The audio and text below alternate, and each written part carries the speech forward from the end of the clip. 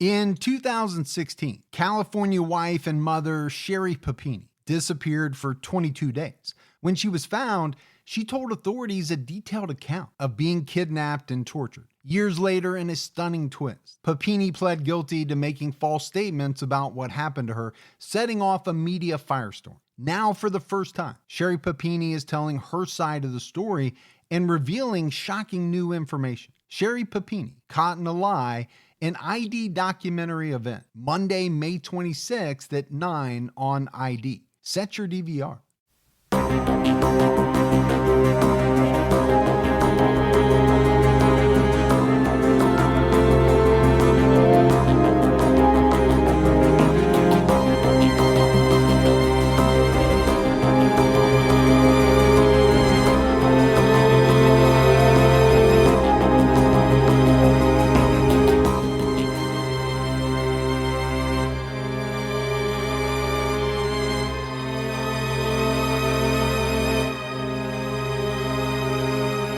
Hello, everyone, and welcome to episode 79 of the True Crime All the Time podcast. I'm Mike Ferguson, and with me, as always, is my partner in true crime, Mike Gibson. Gibby, what is going on? What's happening, man? How you doing? I'm doing good. Doing all right? I should ask you how you're doing. I'm doing. How you doing? How you doing? I'm all right, man. I'm hanging in there. Literally hanging in there. And that's a good thing. Yeah. Prepping for your surgery. Yeah. Tomorrow morning. So we're taping a little earlier than we normally do. Yeah. And we've got something special for you by popular demand. People have been asking for it. We said we were going to do it, and this is the episode. So we're going to give our Patreon, our PayPal shout outs, and Mr. Gibby himself is going to do the honors. I am. So let's give some shout outs. We got James Case. Yep. I see what you're doing. You got Becky Towns. Oh, and Becky was the one for sure that wanted you to read her name. Well, there you go, Becky. How you doing? We got Scott Zodiac Stevenson. That is an amazing. If that's his real middle name, that is awesome. If it was your real middle name, I would be using it as my first name. Just Zodiac? Yeah. Zodiac Stevenson. Just call me Zodiac. He came out at our highest level. And we appreciate that. Yeah. We got L. Rawson. Old L. Oh, well. Sorry, L, that he did that, but he's trying to crack on me. We got Jacob Hughes. All right. Thanks, Jacob. We got Allie Myrick. Myrick? Yep. We got Vanessa Ricard. Vanessa Ricard. Yep. Then we have just Steph. Just Steph? That's it. That's all we got. All right. So thanks, Steph. We got Bailey Matson. Thank you, Bailey. We have Tessa Alderton. Yep. We got Denora Goletz. And she was already with us on Patreon, and she decided to kick it up a level. So she did, to our highest level. Awesome. Thank you. How does it feel, Gibbs? To read the names? With me messing with you, going, yep. Oh, are you messing with me? I don't even hear you. Oh, you're so I don't even hear you. So we got Susan Graves. We got Jacqueline Hoffman. Appreciate it. Yeah. We got Dusty Thorhauer. Now, I will say, I'm going to stop you because I don't think we have as many hard to pronounce names. I want some more or some harder to pronounce names for you. I think you're getting off easy. That's what I think. So. But anyway, we got Elizabeth Sirk. Yep. Then we have, you ready for this one? Vanessa Kors. I don't think that's that hard. I know. We got Paula Dawson. Thank you, Paula. Elijah Deffenbach. That's a tough one. That one could go a couple different ways. Yeah. Thanks, Elijah. We got Renee Boyle. We got our buddy back, Jordan Lemons. Oh, welcome back, Jordan. We appreciate it. We got Hannah Sloan. Melissa Cummings. Thank you. At least she's not going. She's Cummings. We got Melanie Link. Thank you, Melanie. Welcome back. Jarrett Benfield. And, of course, we got Brian Gibson out at our highest level. Appreciate it, Brian. He's a Gibson, so you know. We got Shane Lindstrom coming out at our highest level. Thank you, Shane. So I was going to make a joke, Gibbs, but you went too fast. I was going to say, well, that's not your family. Nobody from your family. Nobody from my family. is coming out. They're not even listening. At our highest level. Why would we ever listen to him? We hear him enough. Let alone donate and come out at the highest level. Yeah. No, I'm just kidding. So let's go to the vault, man. All right, let's do it. How far are we going back? We're going way back. Almost as far as we can go? We go almost, but not that far. Okay. Got to put the brakes on at some point. All right. Yeah, so we're going to go back, and we got Lori Johnson. Thank you, Lori. Appreciate that. Yeah, thanks, Lori. And thanks to everybody on Patreon that keeps giving each month, new ones, old ones. We like the old ones too? Yeah, we do. What do you want to, the original. Original. Yeah. So we appreciate all of you. I we know really when do. you say the word old, it has nothing to do with age. Oh, it has zero to do with but age. It still cracks me up the way you use it. I know. I love it. Appreciate you. All right, Gibbs. And we had some PayPal support too. That's great. Emily Brower. Thanks, Emily. Kelly Holiday. Kelly. And Shelly Lanthorn. And one thing I want to say is we have a lot of supporters that are crossing over between TCAT and criminology. I see the names, and that's much appreciated. It really is for people to support everything that we're doing. Yeah. I mean, everybody's awesome. Yep, it really is. All right, now, as this episode is out, don't forget about TCAT Unsolved. We're taking on the Ketty murders. So we're in California. We're in the early 80s.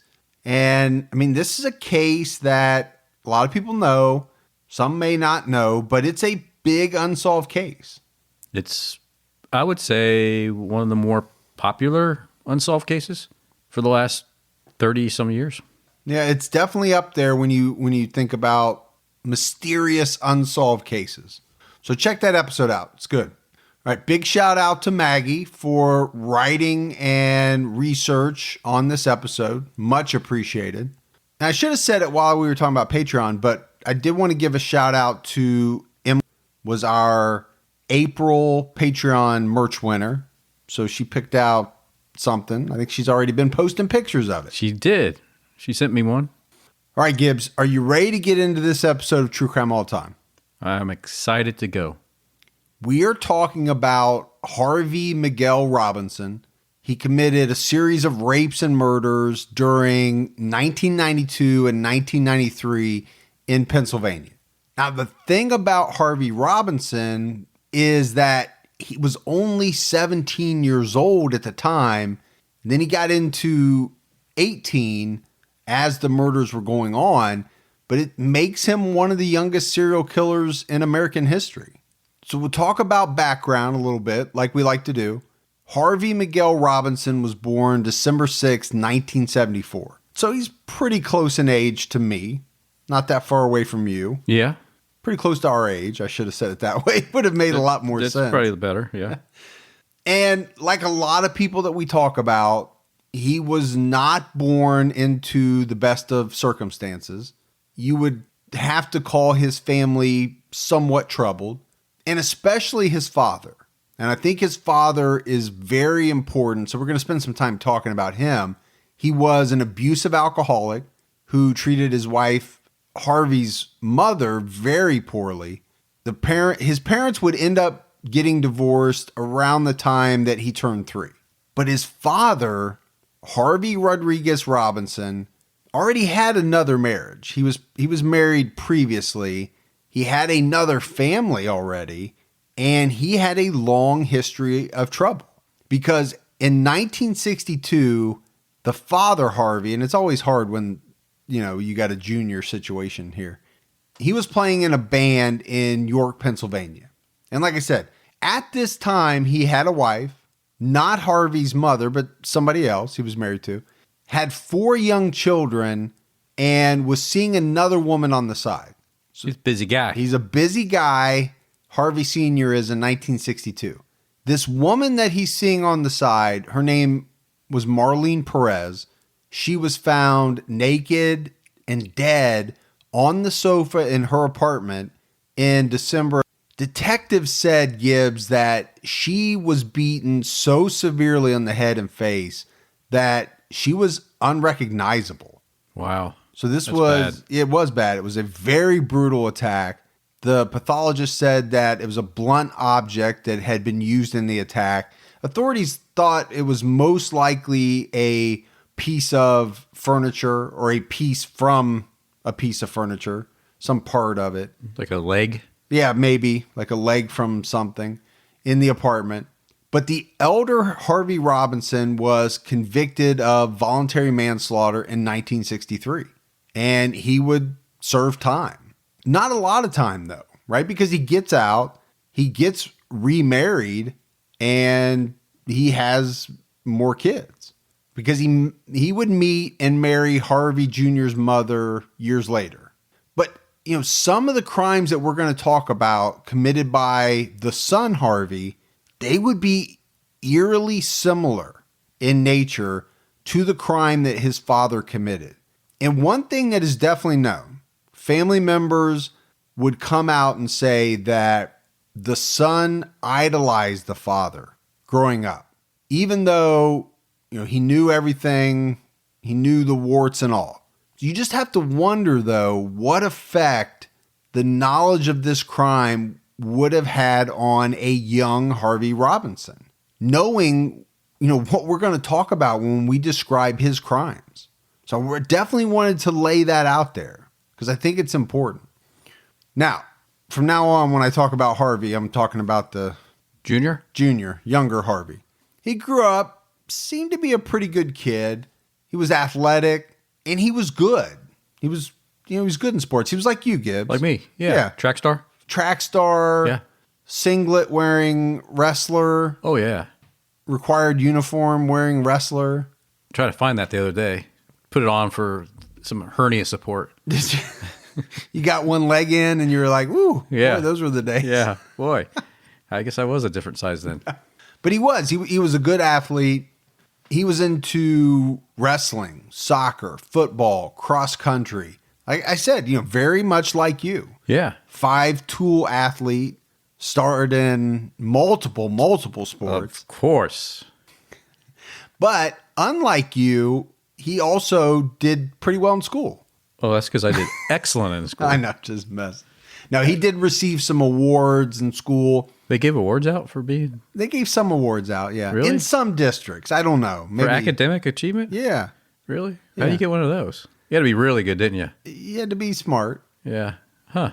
But when all of your focus is on the athletics like yours was, yeah, there's only so much time in the day, brother. I know. I was bored. But Harvey would get some awards for his essay writing, but there was a dark side to him as well. And it started to show up, or it definitely showed up, when he was about 9 years old. He became known as a kid who caused problems. He threw a lot of tantrums.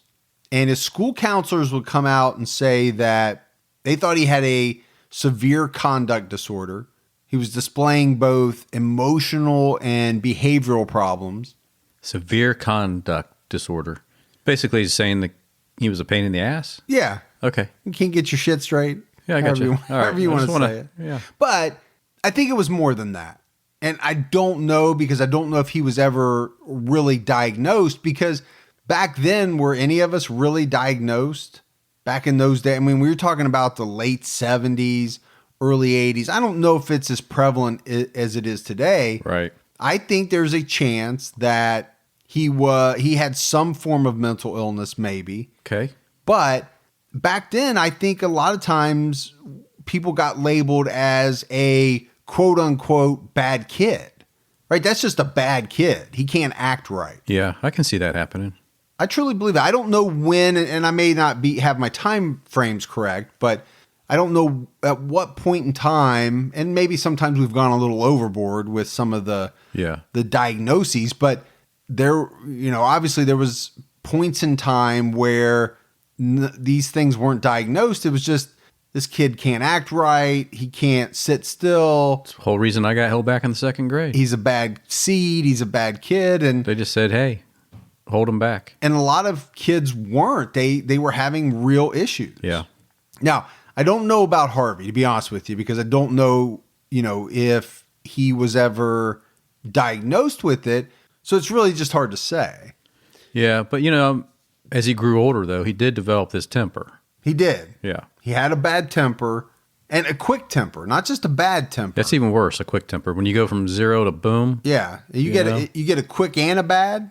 Which I guess if you have a temper, it's by nature, most people think it's bad, right? Yeah, I mean, You don't say he's got a good, quick temper. I got a happy temper. He gets happy I'm awful really fast. temped up right now, but I hope you have a good day. So what I said really doesn't make sense, but I'm going with it anyway. Roll with it, people. But he did. You're right, Gibbs. He developed a quick temper. And it was said that it didn't seem as though Harvey Robinson possessed the ability to differentiate right from wrong. So that's a bigger concern. It is. That's huge. Right. That's a developmental issue, right? If you can't determine what's right, wrong, good, evil, you know what I mean? It's an issue. And that's why I brought up the mental health aspect of this.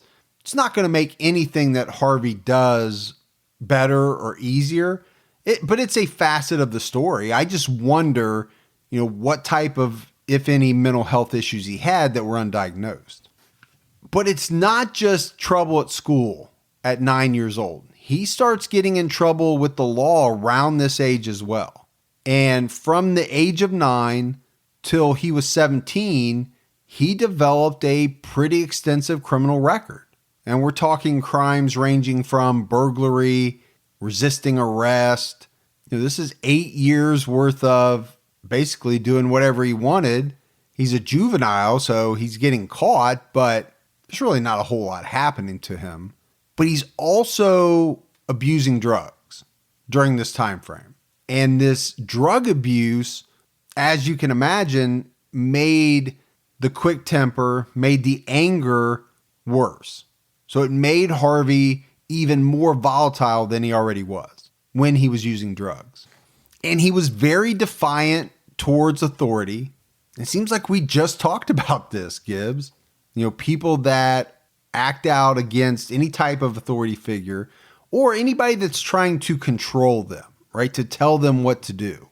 So this included teachers, this included police, and he wasn't just defiant. He was openly threatening towards people. And it was thought that Harvey Robinson enjoyed the fact that his teachers were scared of him. He wanted them to be scared. So we're up to Harvey Robinson being 17 years old. And we don't know for sure when he started committing rapes, murders, right? We talk about this on a lot of episodes. Sometimes people think that there are more than what people are put away for. That could definitely be the case in this episode.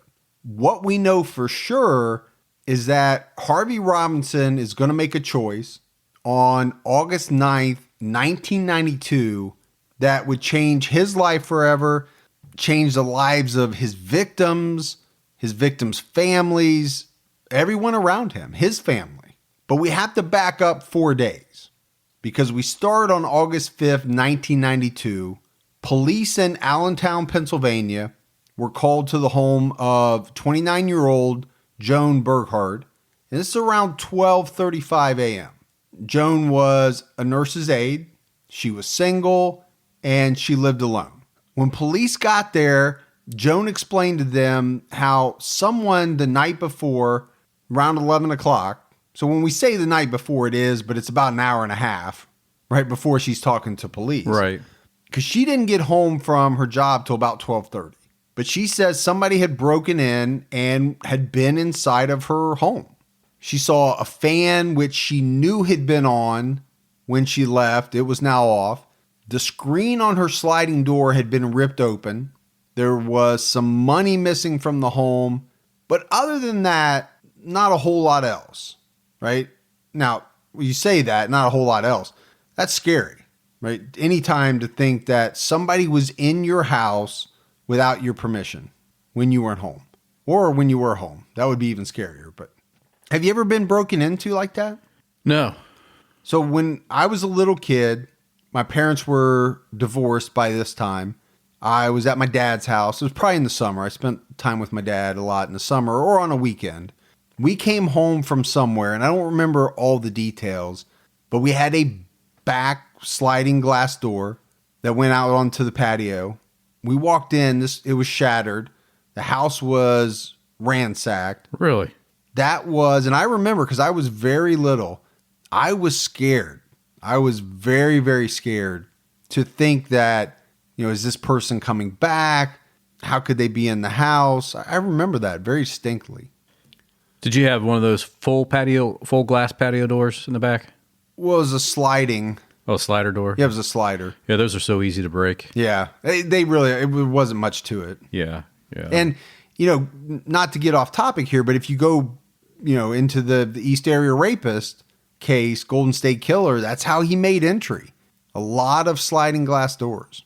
But getting back to Joan, 4 days later, this is the August 9th date, a neighbor of Joan's called the police to make a complaint. The neighbor said that the stereo at Joan's house had been playing nonstop for 3 days and nights. Now, I'm not sure how you hear that for 3 days and 3 nights and wait till the third night to call.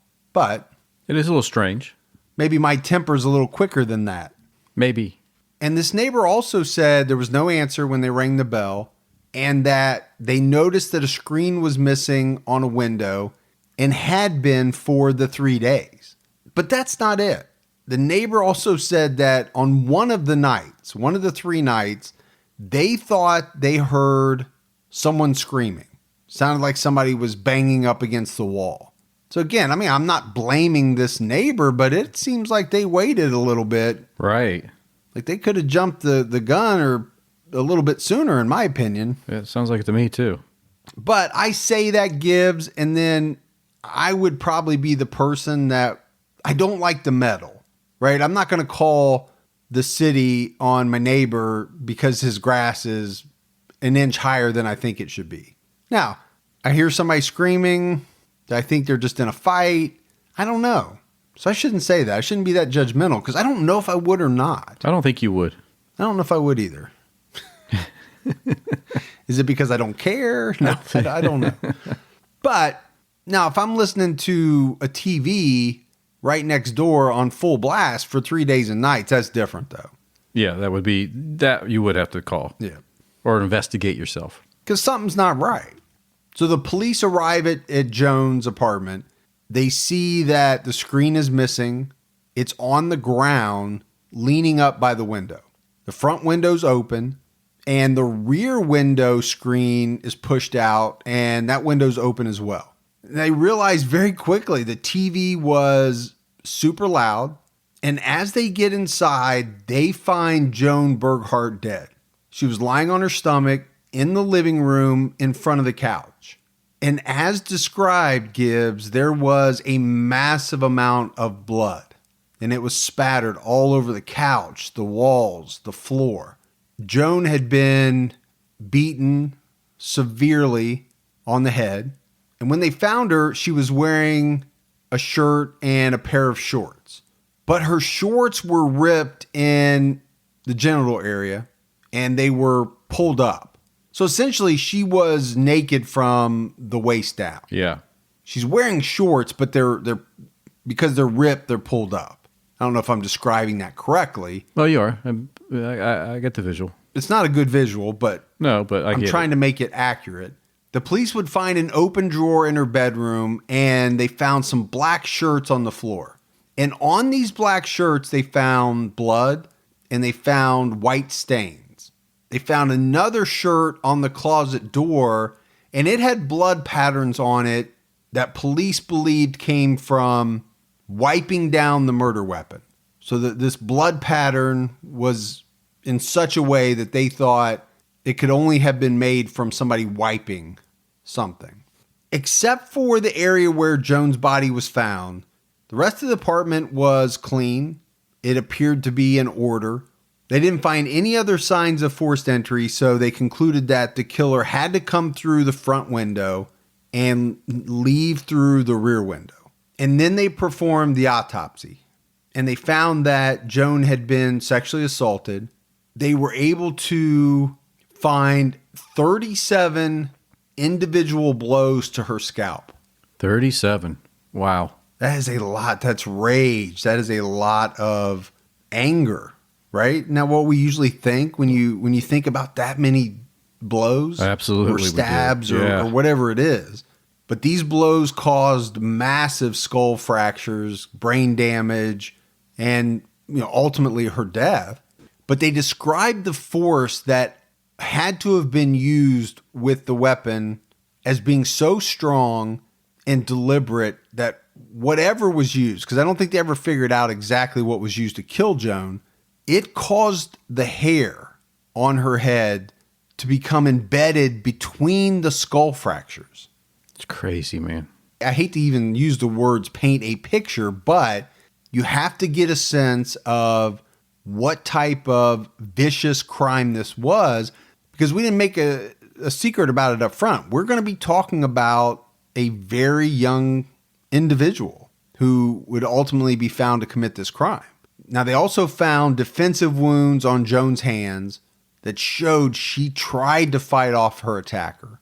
They found semen stains on some of the items of clothing, and they were able to extract DNA from them, which later is going to be matched to Harvey Robinson.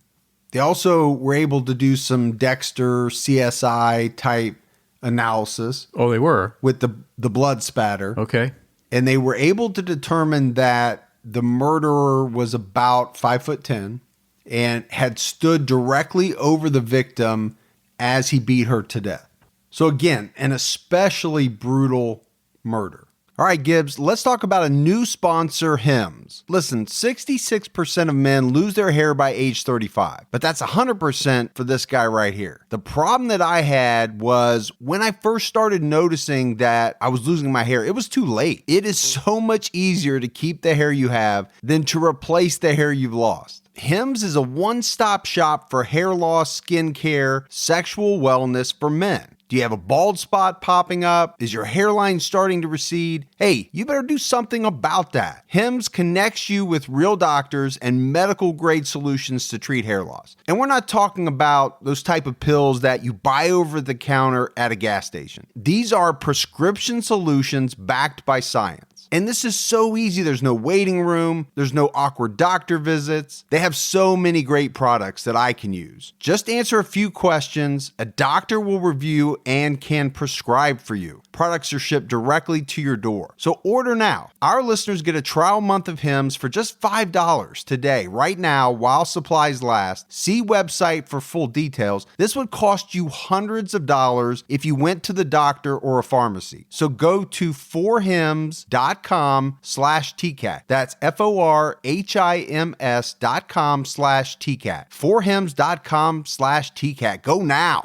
And Gibbs, you and I cannot say enough about Omax Cognitive Boost. This is a daily supplement that can increase your brain power and productivity, improve memory, focus, and concentration. And you're not going to get any caffeine or jitters. So whether you're an athlete, student, busy parent, or working professional, we could all use a little boost. And Gibbs and I have tried this product, and I was blown away by how quickly it worked. I'm talking within the first day. I started to feel better concentration. I felt like I was not forgetting every little thing I heard within 5 minutes. That's something that I have a problem with. Omax Cognitive Boost is clinically researched. It's all natural, no stimulants, so you can trust it's safe for you and your family. It's the daily supplement that you're missing. It can keep your mind operating at peak capacity so you can enjoy a better brain. So right now, for our listeners, you can go to myomaxboost.com/TCAT today to save over 60% on Omax Cognitive Boost. You'll get your first 30-day supply for just $19.95 plus free shipping. That's myomaxboost.com/TCAT to get 30 days of Omax Cognitive Boost for just $19.95. myomaxboost.com/TCAT. Now, on June 9th, 1993, so there's a lull here, right? We go from August of 92 to June of 93. Police are called to investigate a missing person in a residential area on the east side of Allentown, Pennsylvania. So we're in Allentown. Allentown. You want to sing it, don't you? No, I don't. You thought about it. I thought about it. You looked like you were going to do it. But we're not crisscrossing the country here, Gibbs. This is all happening in Allentown, Pennsylvania. Yeah, it really is. Right there. A neighbor had called police because they were concerned because their newspaper didn't get delivered. And they were worried because the newspaper girl was always on time, every day, And they were concerned because Charlotte Schmoyer, that was her name, she never showed up that day to deliver their paper. Her cart of newspapers would be discovered in front of another person's house, but there was no sign of Charlotte. So police show up. They find the newspaper cart as well. They also find a Walkman and headphones that were ripped apart from each other. And this was found between two sets of houses. And I remember those days, Gibbs, with the Walkman.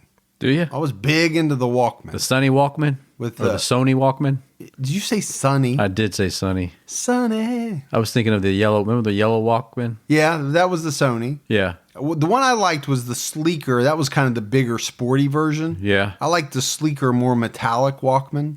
So you had one though, huh? Oh, I had one. Yeah. Cassette tapes and all. So police are investigating. They're looking for this missing girl, Charlotte Schmoyer. They find fingerprints on the window pane of the door to a garage of one of the homes. And they quickly start to theorize that Charlotte struggled with an attacker and was abducted. So they fan out. They're searching in a heavily wooded area. And they find a bloody trail that leads them directly to the body of Charlotte. She was buried beneath some logs. Her sweatshirt was pulled up. Her pants and her underwear were pulled down to her knees. She had a large open wound on her throat and several other wounds beneath that. She also had wounds on her back. She had been stabbed in her back. She had a massive bruise on her right cheek. When they autopsied her body, they found 22 stab wounds, 16 in her back, 7 of which they said would have been fatal, 6 in her neck. And again, any combination of 1 or 2 of these probably would have been fatal. But we talk about a horrific crime. This is another one, with a lot of what appears to be rage. Why so many stab wounds? There were some cuts and scrapes on her neck, which investigators theorized occurred as she was trying to protect herself, right? To get away from this individual. Thrashing, moving her neck. Cuts on her shirt also showed signs of the fact that she struggled hard against her attacker trying to get away. The autopsy also determined that Charlotte had been raped before she was killed. They would be able to get DNA, but this time they also found some blood. So between semen and blood and all this DNA, it would ultimately end up matching Robinson as well. So this is not going to be a hard case to solve. We're not going to be talking about some lengthy whodunit trial. Right. They found a pubic hair on her body, which would be linked directly to Harvey Robinson. Okay. So no issues there. No issues there. Again, this kid, I call him a kid. He's a man now. He's 18 years old. But 17, 18 years old, I don't get the sense that he's trying to cover his tracks very well. Or that he probably even knows how he would even accomplish that at that age. I just don't think I would have known that, Gibbs. Of course, I would have never done this stuff, but... Right. Would I be better equipped to do it today with the knowledge I have? I have to say yes. I would say absolutely. But it's also pretty hard to get away with stuff today. Is it? I don't know. What do you think? Am I off base here? 17, 18 years old, impulsive, anger issues. I don't think this guy's a mastermind covering his tracks. No, not at all. So we had a pretty big lull between the first and second murders. But in the same month, so June 28th, 1993, Denise Sam Calley woke up. She heard noises coming from a closet by her bedroom door. She got out of bed quickly and she tried to make a run for it, but she was grabbed by Harvey Robinson. She was able to get away from him and run out of the house. But remember, I talked about it. Robinson was an athlete. And if you see pictures of this guy, he was trim. He looked like an athlete. Kind of like this? Like what I'm looking at right now? Yeah. A little bit. Okay. 30 years ago. Now easy. He was able to catch up with her. And he grabbed her out by the sidewalk. He threw her down, flipped her onto her back, and was able to get on top of her, and he used his knees to pin her down. And Denise is fighting him, but he's clamping down on her mouth with his hand. He's trying to choke her. He's punching her in the face and in the mouth. But the description of what Denise did is amazing. I mean, she fought, and she fought very, very hard. She punched him. She bit him on the inside of his upper right arm. And this is going to come back to haunt Harvey Robinson. He ended up raping her, but he did not kill her. And he would ultimately end up leaving out the back door of the house. Denise was able to call the police, but she had been beaten severely, in the face, on her head. She had strangulation marks where he tried to choke her. Her lips were slashed and cut up. Police found a large butcher knife inside of a napkin just outside of her bathroom. So I don't think there's any doubt what Harvey Robinson's plan was in this attack. He just wasn't able to carry it out. I think that he meant to murder this woman. Oh, absolutely he did. And it just didn't go the way that he had planned. That he hoped for. Luckily, thankfully for her, because she survived. But just 2 weeks later, on July 14th, 1993, a 47-year-old grandmother by the name of Jessica Fortney. Well, that's a young grandmother, by the way. It is. Yeah. It is. Just for the record. I know a lot of grandmothers that are in their mid to late 40s. Yeah, there's some young grandmothers. Yeah. But she is found dead, lying in her bed inside her Allentown home. Found partially nude, with her shorts and underwear pulled down around her knees. Her face was described as swollen and black by the time they found her. Yeah, and she had dried blood on her face and her neck. I mean, not good. Not good. This is, again, going to be a very horrific murder. Police find blood spatter on the wall, behind the couch, and on the lamp next to the couch. And like in some of the other incidents, they found a window open with the screen missing. Yeah. So a lot of similarities. Definitely. Jessica had been killed in the early morning, and they determined that it was a combination of manual strangulation and blunt force trauma. And when they did the autopsy, they found 50 different injuries on her body. Some were from being beaten with a fist. I mean, how brutal. Everything's, being hit, if you're hit with a hammer, brutal. Sure. But the personal contact to just continue to beat somebody with a fist. A grandmother. Yeah, to sit there and just to beat somebody to death with your bare hands, right? I mean, you've been in fights. You know what it's like to hit somebody. I fought you several times. Yeah. And lived to tell about it. Yeah. Barely. Yeah, but you didn't get to hit me. I was in a fight with you, but I didn't get to hit you. Yeah. I took the beating. Yeah. But if to keep beating somebody with your fist, when you won, right, in a fight, and something like this, it's just pure. It's just bad, man. Oh, you go back to when we were kids. You would get in a fight with somebody. Yeah. And usually you got a couple of hits in, and when somebody fell down, that was it. Yeah, it was you over. You had won the fight. You didn't keep pounding on the face. No, not back in those days. No. But to picture this man, child, boy, whatever you want to call this 18-year-old, he's technically a man. Yeah. On top of this 47-year-old woman. Right. Raining blows down with fists. Yeah. That's hard to picture. It is. It really is. And we talk about we talk about a lot of things that really, if you think about it, you would consider much more violent with instruments and things like that. But for some reason, I'm with you. That picture, because of the personal contact of it, seems very brutal. It's there's definitely no brutal. doubt about it. There was one injury in particular, they could tell that the person that had done this had a ring on one of their hands.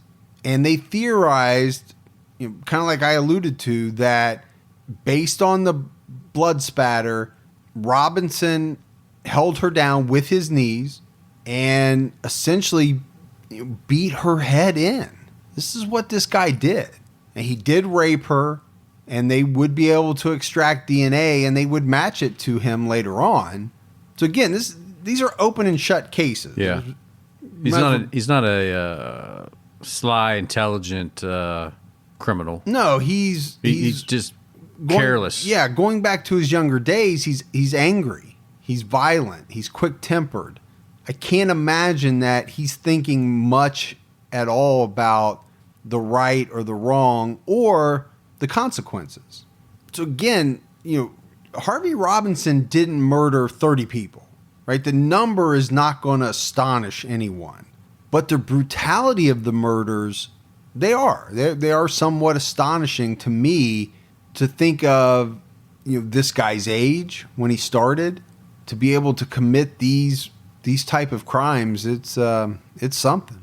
But we have to go back and talk about Denise, Sam Calley, because her and her husband, after the attack, they would leave that home for a while. And you can only imagine, Gibbs, you would have to. How could you stay in that house? Exactly. After being, savagely attacked? I couldn't. But eventually they do come home on July 18th.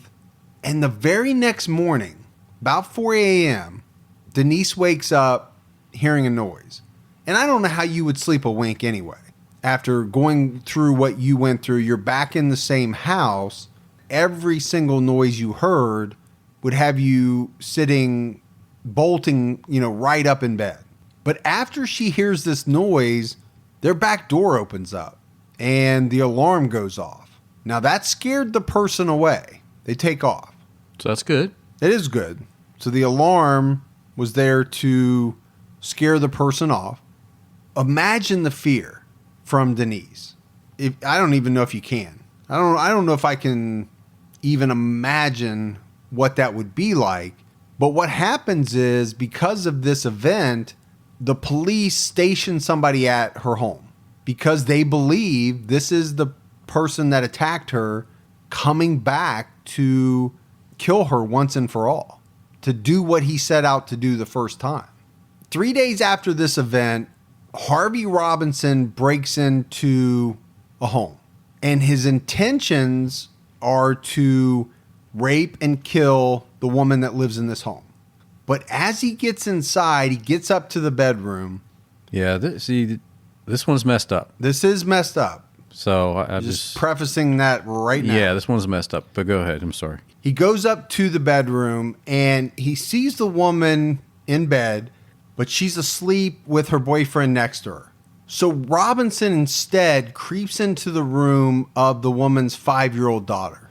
And he takes this little girl, carries her downstairs, puts her face down, Gibbs, in a laundry basket full of clothes. Yeah, he's evil, man.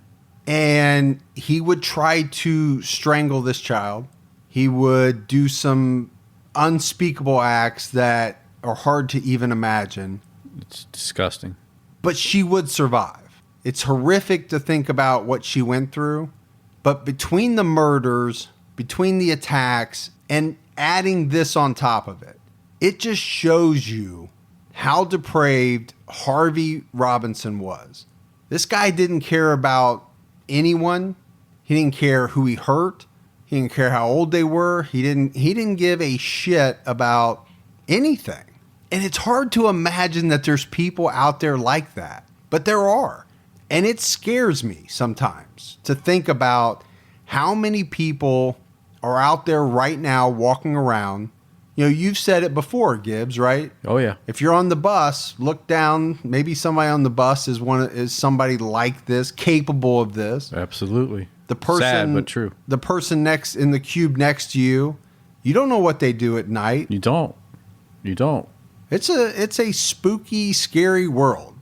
What's the old saying? Rose-colored glasses or something like that? I've heard of that. I don't know what the saying is around that. But the world's just not that way, man. Right. You're looking at the world through rose-colored glasses. Yeah. I think that's the saying. Yeah. It's just not that way. There's evil everywhere, unfortunately. Well, I can guarantee you the people in the early 1990s in Allentown, Pennsylvania, because I believe this is the first serial killer in Allentown. In Allentown. If I remember correctly. I could be wrong about that.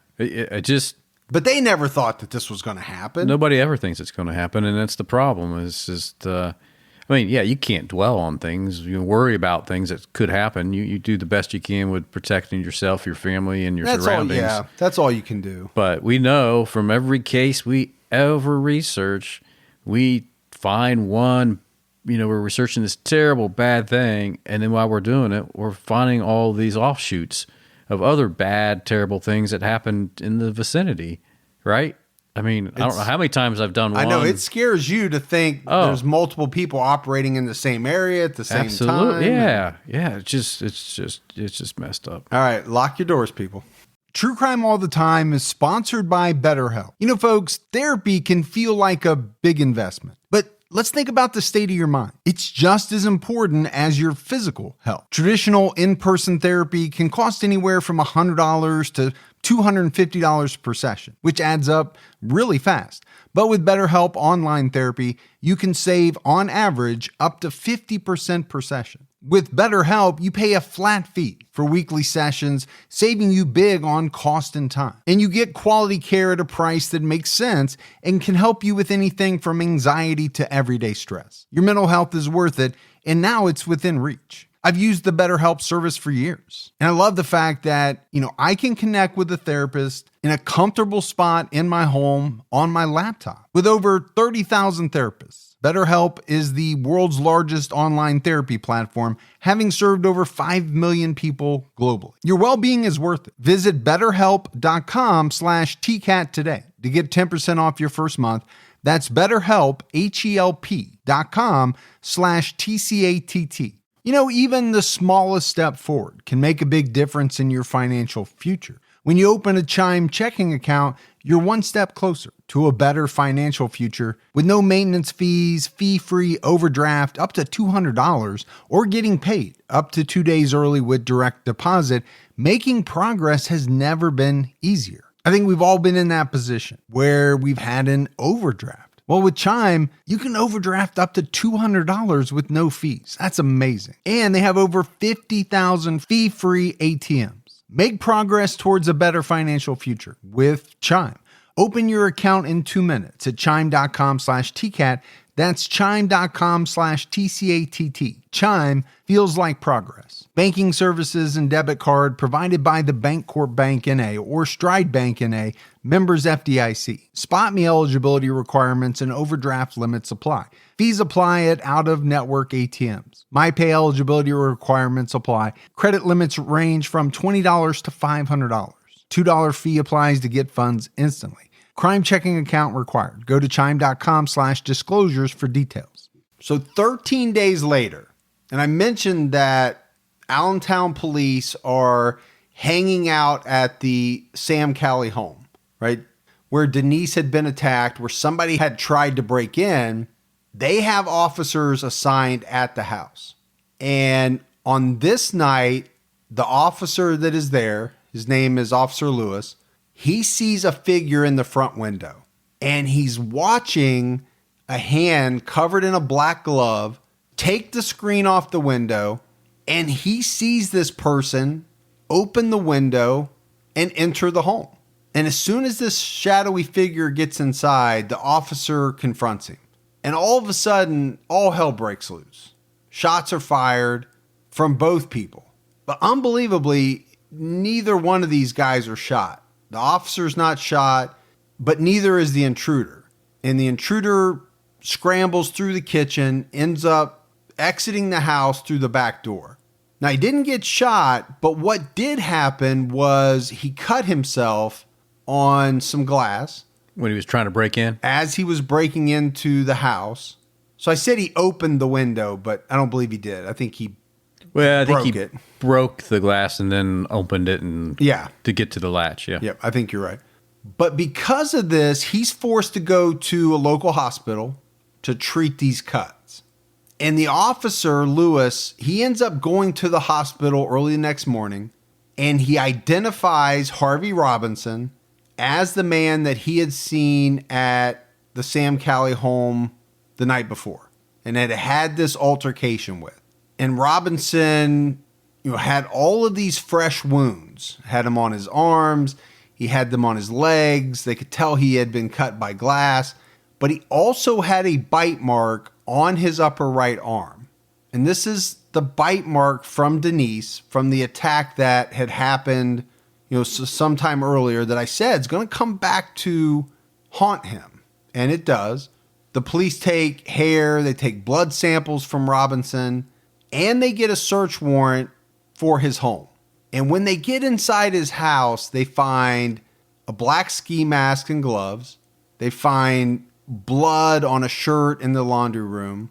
They find blood in the bathroom, blood-stained shorts and socks and sneakers, all types of clothes with blood on them.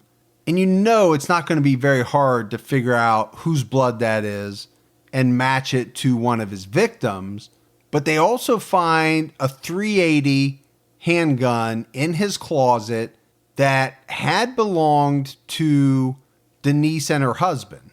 And he had stolen it during that initial robbery that we talked about before he attacked Denise. So he had actually been in her house 3 different times. So that was the .380? That's what they found, a .380. Yeah. Yeah. They would be able to match this gun to casings that were found at the Sam Calley home from the shootout the night before or earlier that day or whatever time it was. And another major thing is that Denise is able to identify Harvey Robinson directly as the person that had attacked and raped her. They would end up matching the bruise. Well, I mentioned a very large bruise found on Charlotte Schmoyer's cheek, and they would be able to match it to some sneakers that were found in his room. Marks on her face in this bruise match the tread marks on, these shoes. They would also match some marks that were found on the Walkman from where she was taken. So they interview Robinson on August 4th, 1993. So they have all of this evidence, Gibbs. And like I've said a couple of times, this is going to be a pretty easy case to solve. They've got so much evidence linking Harvey Robinson to these crimes. Robinson lived pretty close to where all of these crimes occurred. And just to give you a sense of how close, so the house where he lived was about 4 blocks from where Charlotte was taken, about a mile from where her body was found, 5 blocks from where Joan was killed, 6 blocks from where Denise was attacked, and about 2 miles from where Jessica was killed. So this guy's not hopping trains and crisscrossing the country. All of this happened in a pretty small radius of Allentown, Pennsylvania. Yeah, small town. Do you want to talk about front page news? I don't know what else they would have been talking about during this stretch. This would have been blow the lid off type news, right, in Allentown. Absolutely. And even farther out from there, but especially in the town where all this is happening. So Robinson was charged with 3 counts of burglary, 2 counts of attempted homicide, 1 count of rape, various counts of aggravated indecent assault, and 1 count of carrying a firearm without a license. And this was just in relation to the Denise Sam Calley incident, or I should say incidents, because it was multiple.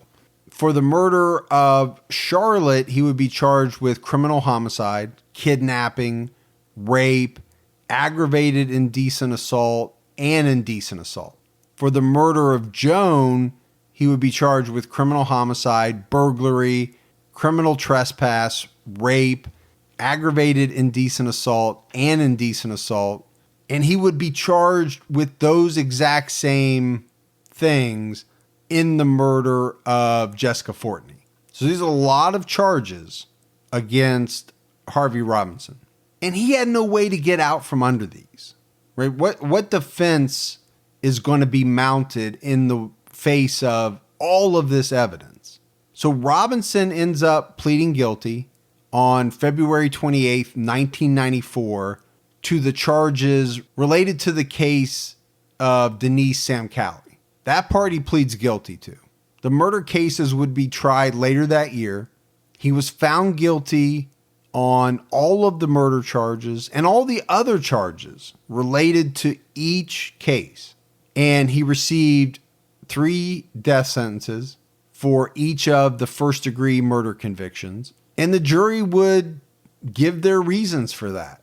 You know, they talked about the aggravating circumstances in each case. The murders were committed while a felony was being carried out. Robinson already had a history of felony convictions involving the use of violence. And when you get into the murders of Joan and Charlotte, you know, like we did, the jury looked at this as, you know, torture. I mean, these women were tortured, the horrible beatings that they had to go through. So besides the 3 death sentences, he got 40 to 80 years for the rape and attempted murder of Denise Samcali. He received an additional 57 years for the rape and attempted murder of the little 5-year-old. And at this point, as he's being sentenced, Gibbs, he's only 19 years old. Committed his first murder at 17, sentenced by the time he's 19 years old with 3 death sentences and 100 and some years on top. It's just hard to fathom at that age. But Robinson would appeal his convictions. And there's going to be a lot of things that happened after the initial sentences are passed down. Because in 2001, a judge vacated the death sentence that Robinson received for the murder of Charlotte Schmoyer, stating that the trial judge gave improper jury instructions. So that death sentence is wiped away, changed to life in prison. And then in 2005, the U.S. Supreme Court ruled that death sentences for juvenile defendants were unconstitutional. And because he was not 18 years old yet at the time he murdered Joan Burghart, his sentence for that murder was changed to life with no chance of parole. So by 2005, he's out from under 2 of the 3 death sentences.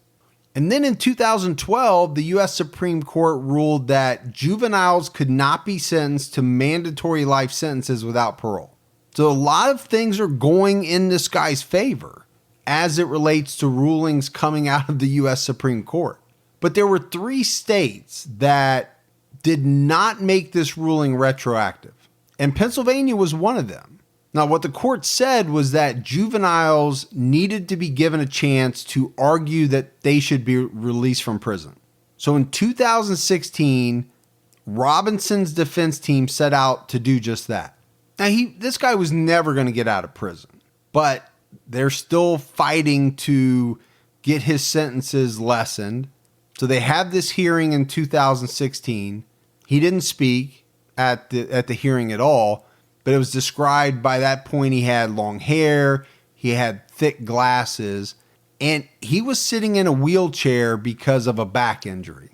But I don't think anything really comes out of this in 2016. I think this is a ploy. You know, this guy's never going to see the light of day, even if he were able to get, you know, out of some of the death sentences. They're never going to parole this guy.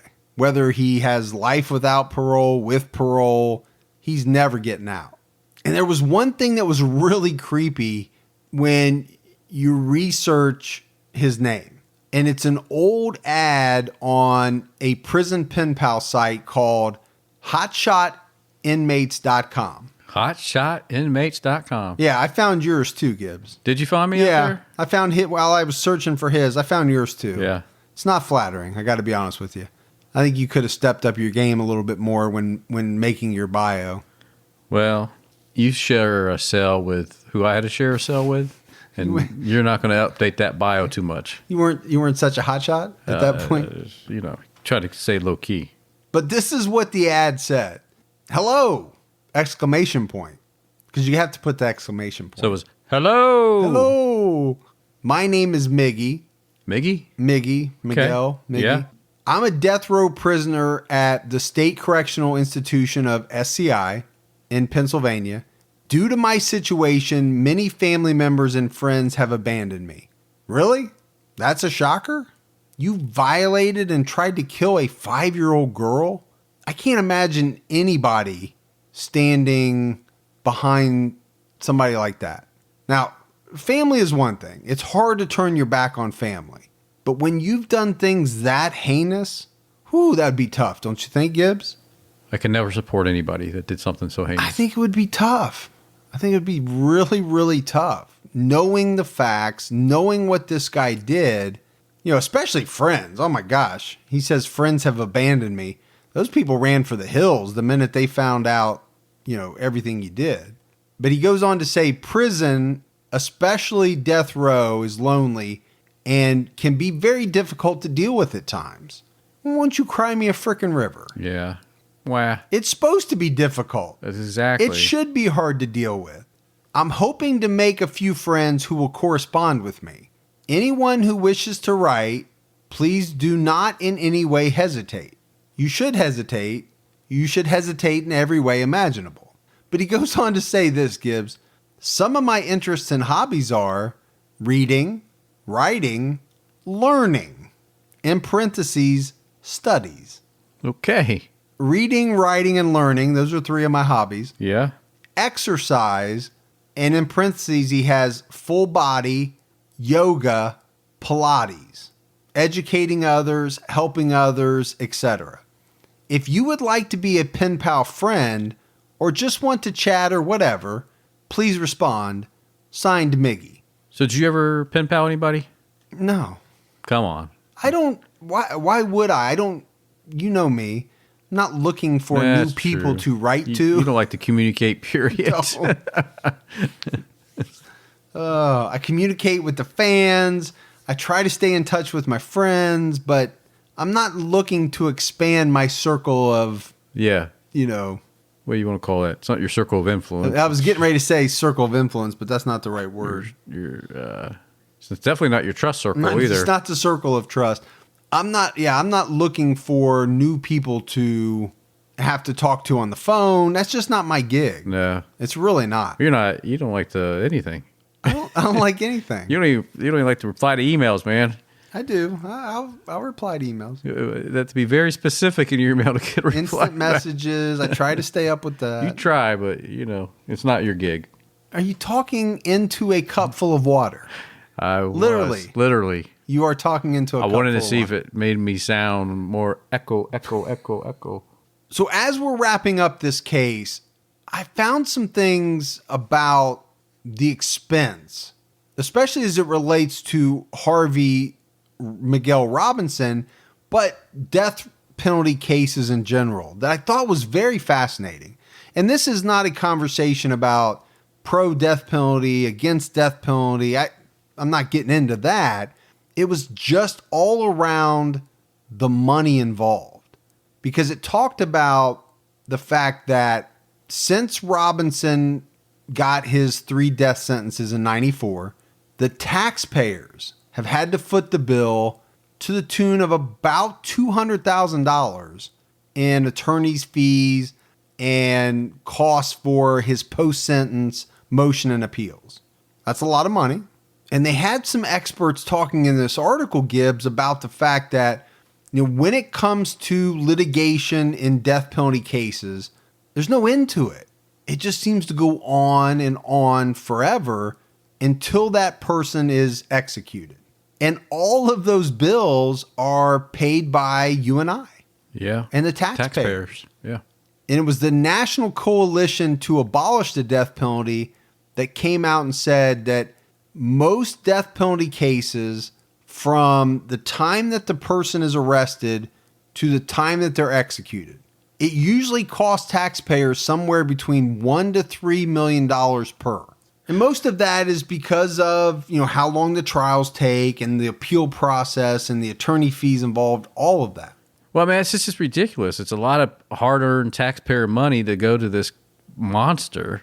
And I just think it's ridiculous. But that's where you get into the argument. Like I said, I don't want to make this a death penalty versus, pro versus anti. Yeah, I get that. But that's where you get into the whole, if we're going to sentence people to death, right? Which I have no problem with personally. How many times have we talked about research cases where it comes out later that this person's innocent? Oh, I know. It's happening more and more. Yeah, we see it. So if you're going to use this system, which is the system we have, right, and you better damn well make sure this person's guilty. Yeah. And it's one of the best systems out there. Yeah. No, I agree with that. But it does seem like a lot of money to ensure that all of their rights and all of their appeals are exhausted. Because when you look at it from the other side, this same organization, now they're anti-death penalty, so they're obviously going to... Right. But if these facts are right, they say that the average costs for a life imprisonment, so this is an entire person's life in prison, including all the costs to house them and feed them, medical and all that stuff, comes in at about $500,000. Now, I think that for the life? That seems very low. That's low. So I don't know if these numbers are spun. It has to be higher than that. No, it did come from an anti-death penalty coalition, so yeah, I'm hoping they're not making up numbers, but I mean, I remember 15 years ago, they used to say it was about $38,000 per year is what it costs a taxpayer for someone to be housed in prison. That would seem about right. So, I mean, if that's the case, I mean, then the numbers, Well, maybe they're saying the average person only lives. I guess you just have to figure years. out. Yeah, you got to know. You got to know what data they're using. Yeah. So, but anyway, I found that interesting. I wanted to talk a little bit about it. Like I said, you and I don't like to get into pro versus anti-death penalty because it's just a spiraling conversation. Right. But the money aspect, to me, that's something that I never really, I guess, thought that much about. How much money the taxpayers are actually footing. Well, it's such a high cost to run the prisons, and prisons aren't making any money. They're always losing, right? They're not a profit center, right? So now one thing I have always heard that does kind of back up some of these figures is that it does cost more to execute somebody than it does to keep them in prison. And I don't understand that. Well, see, I never understood it from the side of housing them and executing them. But when you get into these, because these guys are making maybe $100 an hour, maybe more to defend these people. So all these appeals they're filing. Yeah. I mean, there's a lot of appeals. I mean, it's just ding, ding, ding, ding. Every time they do it, we got to pay for it. So no matter what their hourly rate is. Well, and specifically in the case of Harvey Robinson, a judge would come out and say that they would actually scold the defense attorney saying, you're just filing frivolous things that have already been decided. You're filing them again and again, and he's racking up more charges for that. So he actually got scolded for that. But anyway, I found it interesting, the money portion, because it's something that you and I have never talked about it, something I never really thought about when it came to these death penalty cases. But that's it. That's it. That is the case of Harvey Miguel Robinson. Terrible. For such a young guy, and for anybody, this would be a horrible case. But when you talk about starting as a 17-year-old, I don't know. Maybe it's because I have a 17-year-old. You do. I can't imagine. I can't imagine her. And she obviously wouldn't do that. No, but I can't even. Her friends are 17. Yeah, I can't imagine. Her boyfriend is 17. I can't imagine. My boy just turned 18. I can't even imagine him. Yeah, these kids that we know doing something like this. It blows me away. All right, Gibbs, we got some voicemails. You want to do those? Let's do those. Hey, what's up? This is Robert from Victorville, California. I just wanted to say I'm Team Fergie because it's starting to get embarrassing with all the Gibby, Team Gibby, so I thought I'd give you one. Well, it does seem like a pity, Team Fergie, but I'll take it. You got to take what you get, man. It is getting awful embarrassing. Oh, please. You just don't play all the Team Fergie ones. I don't. Because there are none to play. Hi, Mike and Gibby. This is Tamara calling you from Atlanta. I have called you guys before. I hope you're not sick of hearing from me, but just wanted to let you know how much I enjoy the podcast. I'm in Atlanta, and we're finally getting some warmer weather here. It's about 80 degrees, and I know everybody's so sick of the cooler weather, but I know you guys are in Ohio, so you're probably having a lot cooler weather than we are. But anyhow, I just finished the Wanda Beach murders. I'm a little behind on my episodes, and I'm ashamed of myself. But anyway, just wanted to let you guys know how much I enjoy it, and I look forward to the next episode. Thank you. Bye-bye. Thanks, Tamara, for that voicemail. Was that Tamara again? Again. Oh, my gosh, Gibbs. We're so sick of her. I tell you what, voicemail after voicemail, Tamara. No, and you know what's funny? She says about the weather. You would think it would be cool here. We went from like 30 degrees. We were bitching about the fact that it was like 30 degrees. Right. It's like 85 degrees all of a sudden. I know it. Whatever happened to like a transition period? I'm sitting here in my shorts and no shirt and just... I know. I've been meaning to say something about it. Yeah. It seems inappropriate. Did you think it looked... With my kids here. Yeah, well, that's probably true. I probably didn't... I should have thought more ahead about that. Yeah. Sorry. Hey guys, this is Patrick from Chicago. I just wanted to say good job on all the podcasts. I started listening to this a couple weeks ago, and I've just been absolutely obsessed. You guys make it so interesting and easy to listen to. I'm a service plumber, so I do a lot of driving around Chicago and whatnot, and you make all the driving go 1,000 times easier. Just want to say keep up the good work and keep your own time ticking. All right, Patrick, thank you. Yeah, we appreciate that. Relatively new listener. We love that. Chicago, Dub Bears. Dub Bears. Where was Patrick when I had the flood in the studio? Yeah, he could have used a little plumbing advice. I could have used Patrick on that one. Hi, Mike and Gibby. My name's Jacqueline Hoffman, and I just did a pledge on Patreon. I absolutely love your guys' podcast, all of them. It's been a rough couple months, and your guys' podcast has just kept me laughing and kept me going. You guys do a wonderful, wonderful job. I have a suggestion on a case. It's the WVU co-ed murders. It's a really interesting unsolved case. So keep it up. It's amazing. You guys are the best. Keep your own time ticking. So every now and then, Gibbs, the stars align. Yes. Where a voicemail ends up on the same episode where we give a Patreon shout out. So lucky you, Jacqueline. So double shout out there. Absolutely. Which is awesome. But she also supports criminology. So very much appreciated. Oh, that's cool. And thanks for the case suggestion. Yeah, we'll definitely look into that. Hi, Mike and Gibby. It's Nicole ringing from Sydney in Australia. I listen to your podcast. I really enjoy it. I love how you've done so much research and how you deliver it.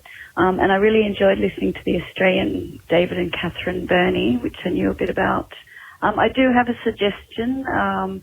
It's the murder of Rachel Barber by her babysitter, Caroline Reed Robinson, who's since been released, but it's an interesting story. Anyway, thanks, guys. And I love listening to it. I'll tell everyone about it. Bye. No, we love our Australian listeners. The accent. I like the accent. Could listen to it all day. I could. So we'll definitely take note of that case. We'll probably go back to Australia at some point pretty soon. Yeah, I think we'll probably have to go to the land down under again. Hi, guys. Want to say your podcast is really amazing. My name is Jordan. I'm a new-ish listener. Everything you do is wonderful. Thank you. I just called in to say that, and also that I am a local of the Buffalo area, and I would be interested in you guys possibly doing the Alpinio Sanchez bike path rapist case. I've heard enough about it myself, but no one's ever done anything that in depth. So even as a local, I don't know as much as I probably could know. You guys do a wonderful job. Thank you so much. And whether you do it or not, I look forward to your next episode. Keep your own time ticking.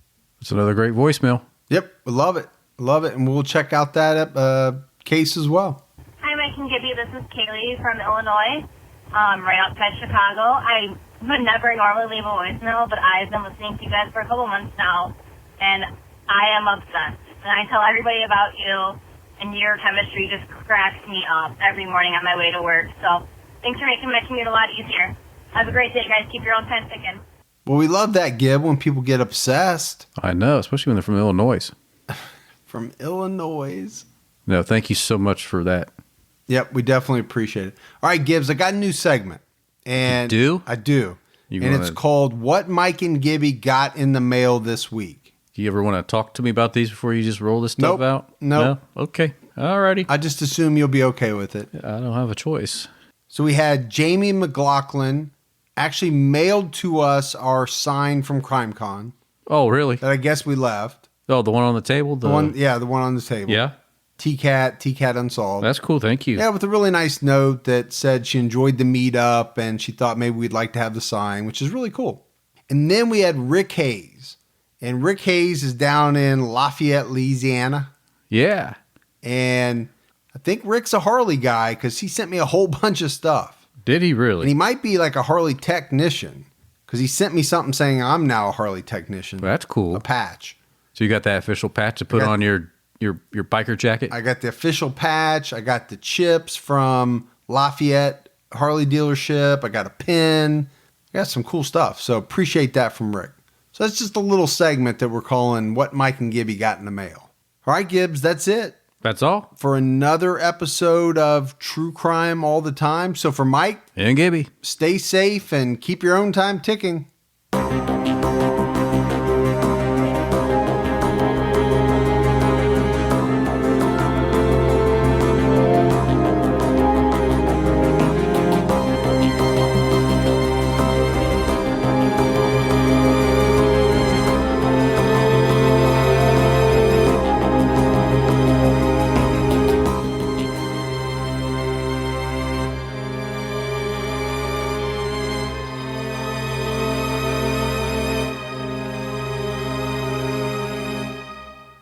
At the turn of the 20th century, rapid industrialization, urbanization, and political corruption were ravaging America. But soon, President Theodore Roosevelt and a diverse group of reformers known as progressives would fight back. Hi, I'm Lindsey Graham, the host of Wondery's podcast, American History Tellers. We take you to the events, times, and people that shaped America and Americans, our values, our struggles, and our dreams. In our latest series, we explore the Progressive Era, which came to be defined by Teddy Roosevelt and others who believed in a strong, active government that worked on behalf of all Americans rather than the privileged few. As the United States entered the 20th century, these progressives hoped to steer the nation in a bold new direction, to launch an era of reform to restore power to the people. Follow American History Tellers on the Wondery app or wherever you get your podcasts. Experience all episodes ad-free and be the first to binge the newest season only on Wondery Plus. Join Wondery Plus in the Wondery app, Apple Podcasts, or Spotify. Start your free trial today.